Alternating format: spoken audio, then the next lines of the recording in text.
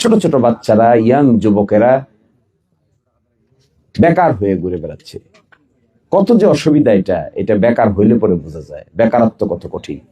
আমি এই অঞ্চলে এসে প্রথম খুবই কষ্ট পাই, গেছিলাম হলো ডুলকসি নামে একটা গ্রামে, বাটিপাড়া ইউনিয়নে।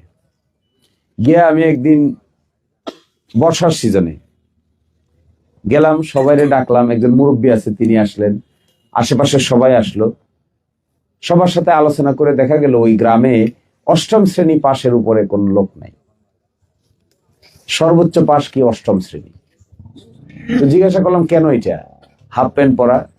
তো বলল যে এর পিছনে মূল কারণ হইল স্যার, যখনই একটু বড় হয় মোটামুটি নৌকার কারালি ধরতে পারে, বাপরে সহযোগিতা করার জন্য মাছ মারায় নেমে যায়।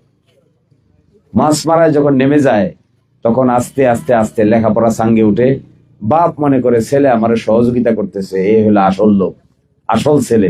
এই যে নৌকায় চালানোতে লাগছে, জাল তো আর নিজে বাইতে পারে না, কিন্তু ওই সময়টাতে বাপরে শুধু সাহায্য করে নৌকাটা কারালি ধরে রাখে। বাপ মনে করছে এই তো একটা উপযুক্ত সন্তানের জন্ম দিলাম, এভাবেই চলে যাচ্ছে।